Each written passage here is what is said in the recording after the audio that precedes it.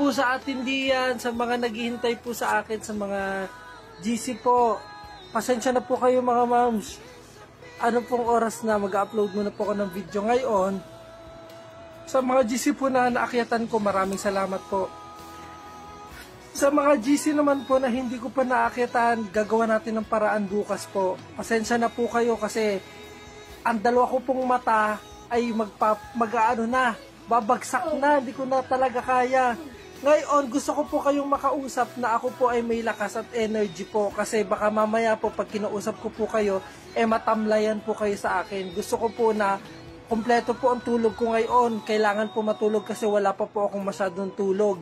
Kaya bukas po ipagpapatuloy natin. Ngayon, sa may mga GC po dito, isa-isa pong mag-comment po yung pinaka-representative po or admin po ng isang GC.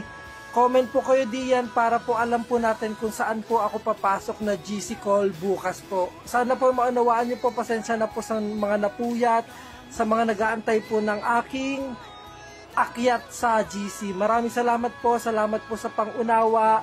Pasensya niyo na po ako kasi hindi ko na po talaga kaya. Gusto ko na po munang magpahinga po. Matutulog po ako tapos bukas larga na. Maraming salamat po. Sana po ay maunawaan niyo po ako. God bless po sa ating lahat. Comment lang po yung representative ng GC.